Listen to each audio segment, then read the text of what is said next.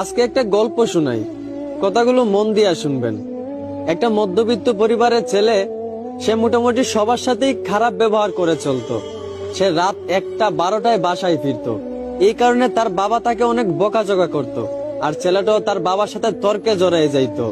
ছেলেটা যখন বন্ধুদের সাথে বাইরে আড্ডা দিত, তখন তার একটা বন্ধুর সাথে সে অনেক খারাপ ব্যবহার করত। ওই বন্ধুটাকে সে পাত্তাই দিত না। এইভাবে সবার সাথেই সে খারাপ ব্যবহার করে চলতো। একদিন সে ডাক্তারের কাছে যাওয়ার পর তার ক্যান্সার রোগ ধরা পড়ে। ডাক্তার তখন তাকে বলে, আপনি আর বেশি দিন বাঁচবেন না, মাত্র কয়েকদিন বাঁচবেন। এই কথাগুলো শুনে ছেলেটা অনেক কষ্ট পাইল। প্রতিদিনের মতোই সে রাত 12টার সময় বাসায় ফিরল। এইটা দেখা তার বাবা প্রতিদিনের মতোই তাকে বকাঝকা করতে লাগলো। কিন্তু অবাক করা বিষয়, প্রতিদিনের মতোই ছেলে তার বাবার সাথে তর্কে না জড়াইয়া তার বাবার গালিগুলা মন ভরে শুনতে লাগলো। আর মনে মনে ভাবতে লাগলো, হয়তো এই বাবার গালিগুলো আর কয়েকদিন পর শুনতে পাবো না। ওইদিকে তার মা ডাকতেছে, নে বাবা ভাতটা খেয়ে নে। অন্যদিন হলে সে তার মায়ের হাতে ভাতটা এত সহজে খাইতো না। কিন্তু আজ অবাক করা বিষয়, তার মায়ের হাত থেকে প্লেটটা এনে প্রাণ ভরে ভাতটা খেয়ে নিল। আর মনে মনে ভাবলো, এই বুঝি মায়ের হাতে শেষ খাওয়া। এইগুলা দেখে তার মা বাবা অনেক অবাক হয়ে গেল। এভাবে তার মা বাবার সাথে অনেক ভালো ব্যবহার করলো। তারপরের দিন সে তার বন্ধুদের সাথে আড্ডা দিতে গেল। যে বন্ধুটার সাথে সে সবসময় খারাপ ব্যবহার করত, ওই বন্ধুরা তাকে আজকে একটা গালি দিছিল। কিন্তু অবাক করা বিষয়, অন্যদিন সে একটা গালির বদলে ওই বন্ধুটাকে আরো 10টা গালি দিত। কিন্তু আজ অবাক করা বিষয়, ওই বন্ধুটা গালি দেওয়ার পর সে বন্ধুটাকে জড়িয়ে ধরে কাঁদতে লাগলো আর বলল, ভালো থাকিস রে দোস্ত। এইগুলা থেকে তার সকল বন্ধুরা অবাক হয়ে গেল। যেই বন্ধুরা কখনো খারাপ ব্যবহার না করে থাকতে পারতো না, সেই বন্ধুটা সবার সাথে হাসি মুখে ভালো ব্যবহার করতেছে। সবাই অনেকটা অবাক হয়ে গেল। ছেলেটা আগের চেয়ে অনেক পরিবর্তন হয়েছে, আগের চেয়ে অনেক ভালো হয়ে গেছে, এখন সবার সাথেই ভালো ব্যবহার করে।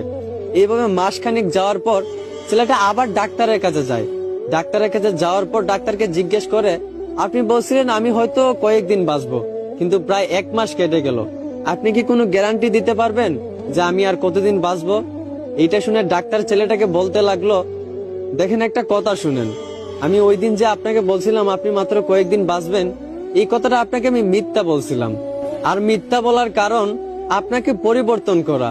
আপনি আগে সবার সাথেই খারাপ ব্যবহার করতেন। আপনার বাবা যদি আপনাকে বকাঝকা করত, আপনার বাবার সাথেও আপনি তর্কে জড়াই যাইতেন।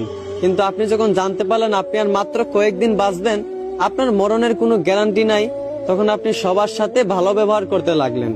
এই বন্ধুটাকে আপনি গালি ছাড়া দিতেন না, সেই বন্ধুটাকেও আজকে আপনি ভালোবাসা দিলেন।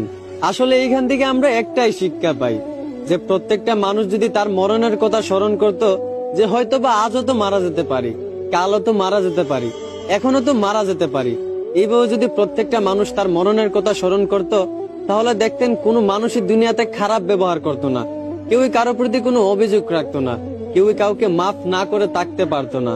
প্রত্যেকটা মানুষ যদি তার মরণের কথা স্মরণ করত, তাহলে কখনোই মানুষের প্রতি অবিচার করতো না। এই জন্যই সবাইকে বলি, সবার আগে নিজের মরণের কথা স্মরণ করেন, তাহলে দেখবেন জীবন পরিবর্তন হয়ে যাবে। আশা করি আমার কথাগুলো বুঝতে পারছেন। ধন্যবাদ।